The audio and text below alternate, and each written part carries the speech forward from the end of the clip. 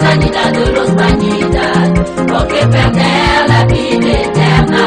Todo sobre la tierra, sanidad de los sanidad, porque perder la vida eterna.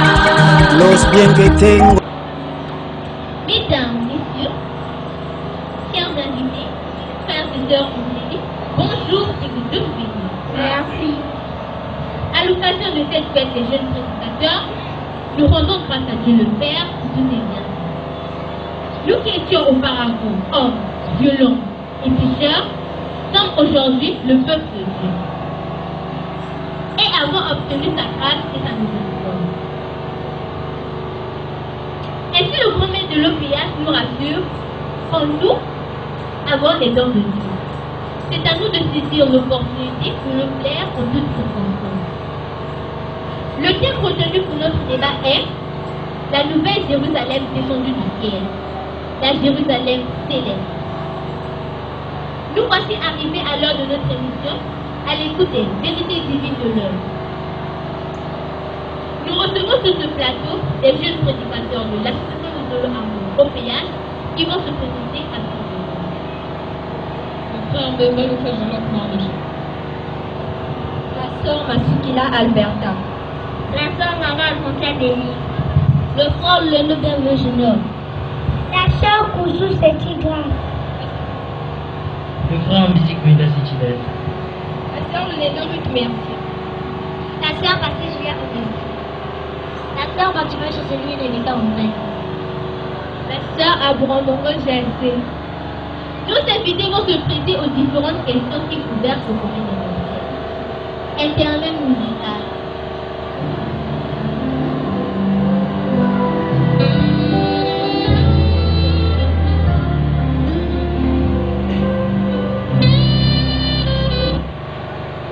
Frère Mbemba Agilor, dans vos prédications, vous parlez de la nouvelle Jérusalem descendue du ciel, la Jérusalem céleste.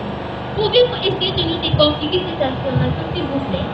Merci, madame la journaliste, de m'avoir accordé la parole. Avant d'aborder ce sujet d'une grande importance qui alimente les débats, permettez-moi, madame la journaliste, de vous rapporter un fait au temps de Jésus. Nous allons prendre notre Bible et lire dans Jean 1, versets 45 à 46 par la sœur Ursula ici présente. Lisons la parole de Dieu dans Jean 1, au verset 47 et verset 46. Lisons au nom de Papa Guy et une fois si tu vas voir. Philippe rencontra Nathanaël et lui dit: nous avons trouvé celui de qui Moïse a écrit dans la loi et dont les prophètes ont parlé, Jésus de Nazareth, fils de Joseph. Nathanaël lui dit: peut-il venir de Nazareth quelque chose de bon? Philippe lui répondit: viens et vois. Amen. Amen. Amen. Amen. Merci la sœur. Et oui, de même aujourd'hui, les gens se posent cette question. De qui possible peut-il sortir quelque chose de tout? Une nouvelle Jérusalem. Les gens se posent aussi la question de Nathanaël. Si nous parlons d'une nouvelle Jérusalem, c'est qu'il y a une ancienne. Retournons un peu dans l'histoire. L'Éternel, dans son amour infini, décida de libérer le peuple d'Israël de la servitude de Pharaon par l'entremise de Moïse, car il avait entendu les cris de son peuple. Moïse, prophète de Dieu, fut choisi pour conduire le peuple d'Israël à la terre promise, lieu où coule le lait et le miel. Cela se passe en 1447 avant Jésus-Christ, mesdames et journalistes. Dans la traversée du désert, le roi David conquit la ville de Jébus, la cité de David qui fut baptisée Jérusalem. Salomon, descendant de David, y construisit le temple de Jérusalem où résidait l'arche de l'Éternel. Merci, madame la journaliste. Merci, mon frère. En poursuivant notre objectif, pouvez-vous nous dire ce qui est arrivé à ce peuple d'Israël, s'il vous plaît? Madame la journaliste, tenez-vous compte que les gens de Jérusalem étaient devenus méchants, désobéissants, infructueux, idolâtres. Dieu a décidé ainsi donc de quitter cette ville. Vous pourriez le lire dans l'invocation 1. Jérusalem devint veuve parce que Dieu n'est plus dans cette ville. Ainsi donc, Ésaïe 61 verset 1, nous annonce la Jérusalem, nouvelle Jérusalem céleste. Merci, Madame la journaliste. Jérusalem, nouvelle Jérusalem céleste. Justement, parlons-y. Il est temps d'aborder le vif du sujet, c'est-à-dire démontrer que Kari est bel et bien la nouvelle Jérusalem dont il est question dans la Bible. Merci, Madame la journaliste. Permettez-moi de vous faire un reçu des événements de vous caractériser. Puis avant la venue de la nouvelle Jérusalem céleste. Le 27 juillet 1993, à 19h47, l'ange de l'Éternel apparut à Guy et une fois pour nous révéler ce que Dieu comptait réaliser dans notre vie. Parmi ces choses, l'ange révéla à Guy et une fois que Dieu allait faire des précieuses sur les Le 20 mai 1992, Dieu a dit et qu'il établit sa lumière sur la nuit montagne qui est devenue depuis lors la nouvelle Jérusalem de son céleste. En effet, Dieu avait annoncé dans Ézéchiel 37, versets 26 à 28, je traiterai avec vous une alliance de paix, et il y aura une alliance éternelle. Je les multiplierai, je les établirai, et je placerai mon sanctuaire au milieu d'eux pour toujours. Merci de l'éternel, madame. Oui, ma consoeur, oui, vous avez bien raison.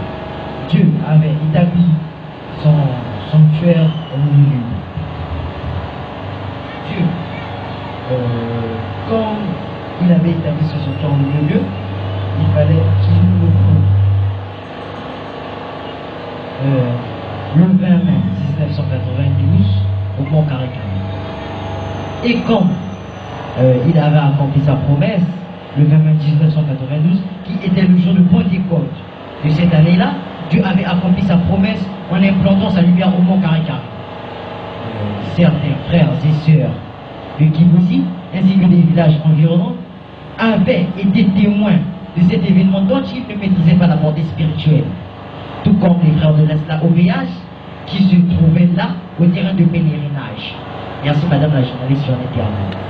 Voulez-vous me dire que la nouvelle Jérusalem ne se trouve qu'à Kari et non nulle part ailleurs? Oui, Madame la journaliste. Je suis vraiment perdu. Veuillez apporter des éclaircissements s'il vous plaît, au risque de me noyer. Bien sûr, ma soeur Julia, allez-y. C'est ici l'occasion de lever une équivoque, car il y a dans le monde des assemblées de prière qui déclarent sur leur sein que Dieu a établi la nouvelle Jérusalem. D'abord, il faut retenir que Dieu a enlevé ses privilèges à Israël pour les établir à Kibouzi et au Mont Caricari. Donc Israël n'a plus qu'une valeur historique du fait que les traces du ministère terrestre de Jésus-Christ y sont encore.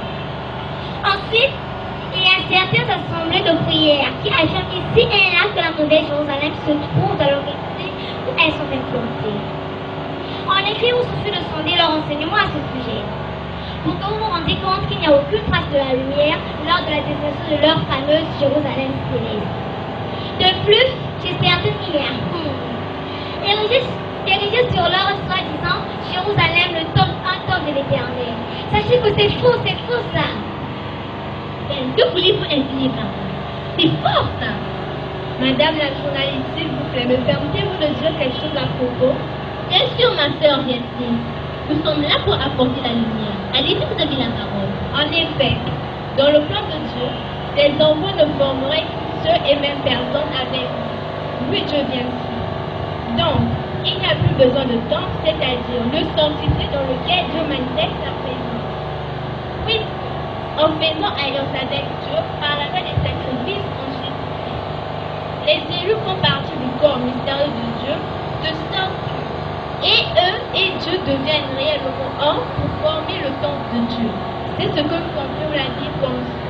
Car la construction quotidienne a pour fondement les apôtres et les prophètes, et pour Pierre le Christ Jésus lui-même. En lui, toute la construction s'ajuste et grandit en un temps saint dans le Seigneur. En lui, vous aussi êtes intégrés à la construction pour devenir une demeure de Dieu dans l'esprit. Éphésiens 2, de 20 à 22. Merci, Madame la journaliste, oui, effectivement, de ce fait, on voit mal qu'il soit encore construit un temple pour l'Éternel.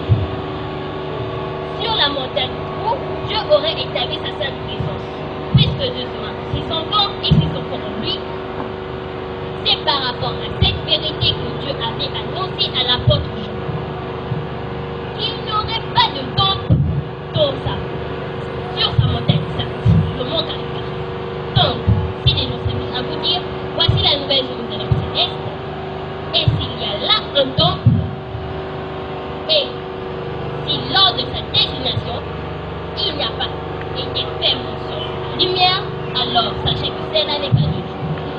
Dieu a destiné à l'humanité devait descendre des cieux, envelopper de la nuit.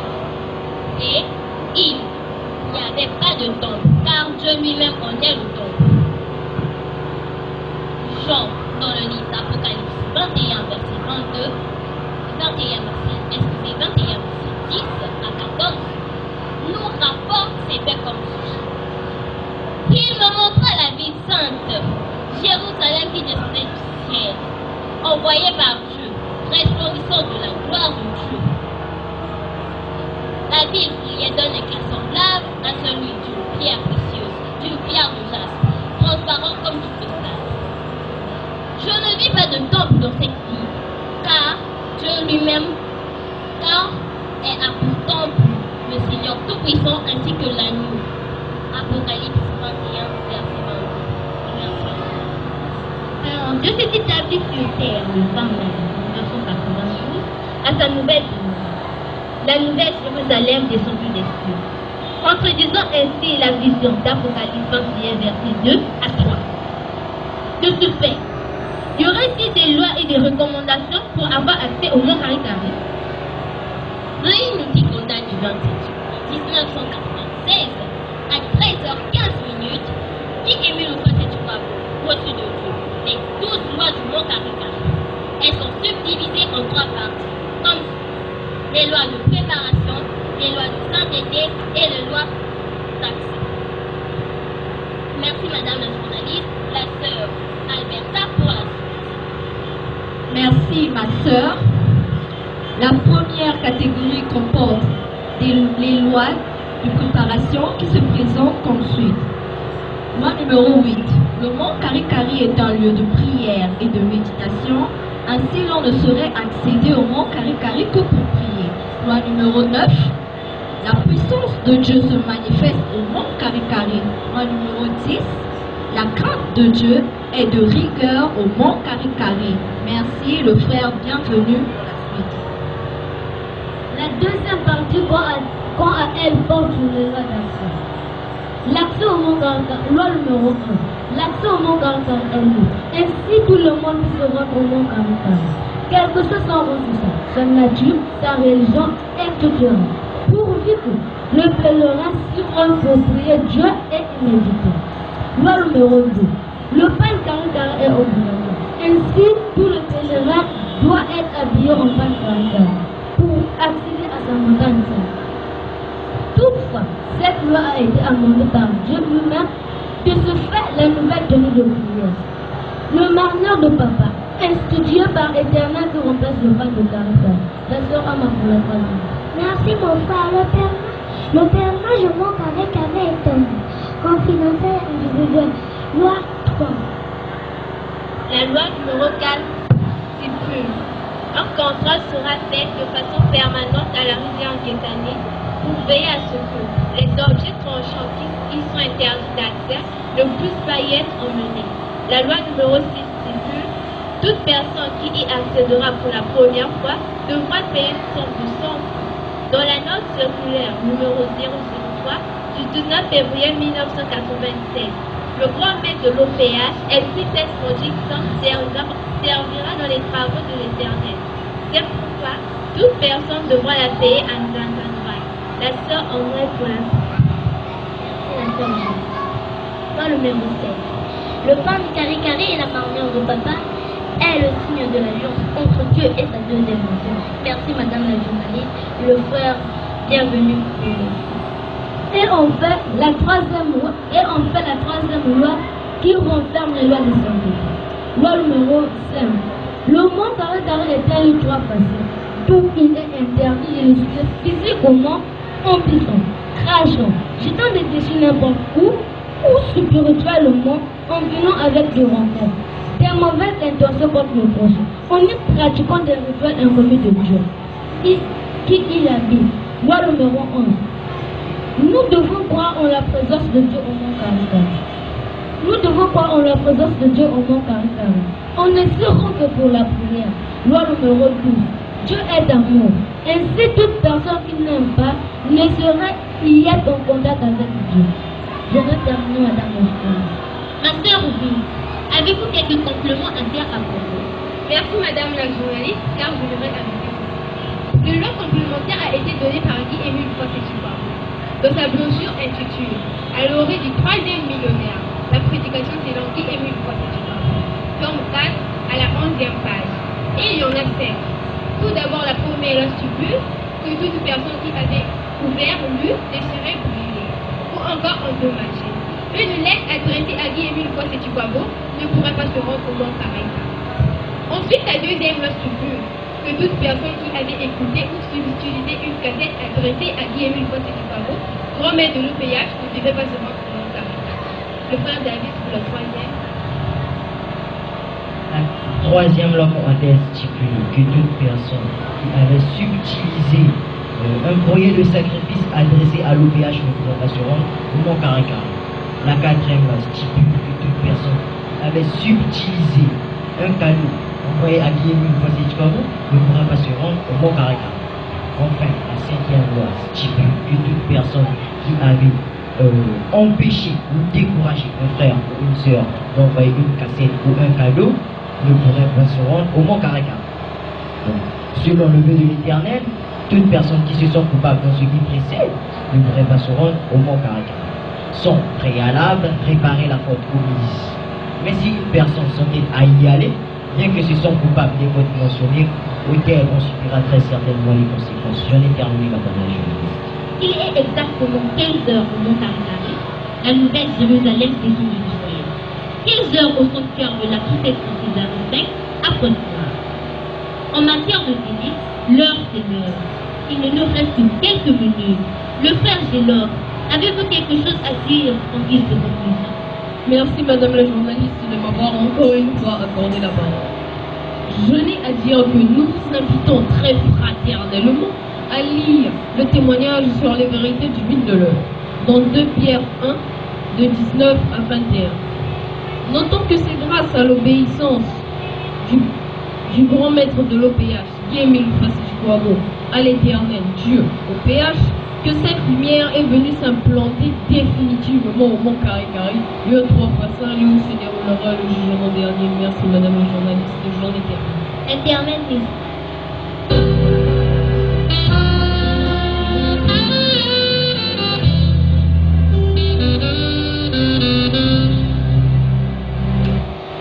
Nous voici arrivés au terme de notre émission.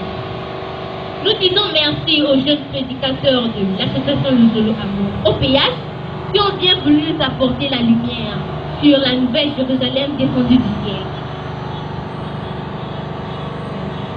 Merci également à nos spectateurs, que la grâce et la paix soient avec nous au nom de Guy-Émile Fossé-Tukwabo. Comme invité, nous avons le frère Mbemba Loupage Mardoché, sous-section Césarée 5 et section d'enregistrement Césarée. D'accord. Levez-vous. La sœur Masukila Alberta, membre confirmé de l'OPA, sous-section Césarée 5, section Césarée. La sœur Nala Académie, membre confirmé de l'OPH, sous-section Césarée 5, section d'enregistrement Césarée. Le frère Lenou Bienvenu Junior, client de l'OPA sous-section Césarée 5, section d'enregistrement Césarée. La sœur Poussou Séti Blanche, sous-section. La sœur Poussou Séti Blanche, membre confirmé de l'OPA, sous-section Césarée 5. Le frère Bizikounda Séti David, membre confirmé de l'OPA, sous-section Césarée 5, section Césarée, jeune prédicateur. La sœur Miléno Bertia, membre de l'OPA, sous-section Césarée 5, jeune prédicatrice de la OPA. La sœur Patricia Onestis, membre de l'OPA, sous-section Césarée 5, section d'enregistrement Césarée. La sœur Fatima Chesséli et des Cornets, membre de l'OPA, sous-section Césarée 5, jeune. La sœur Amono GST, membre de l'OPA, sous-section Césarée 5, section d'enregistrement Césarée. Ici à la réalisation, la sœur Ursula Kunana. Sous la coordination du bureau départemental de la défense ici de Pointe-Noire et du bureau de l'illustration de la section César et du bureau départemental de la sous-section César 5. À la famille technique, le frère Moutondo Grasse. Devant le micro, la sœur Mavungulu Célestine, membre confirmée de l'OPIAS, sous-secteur Césarité, secteur de Pointe-Noire, qui vous dit tout. Au revoir et à la prochaine. Merci. Todos sobre la chela, hispanidad de los panidad, porque perder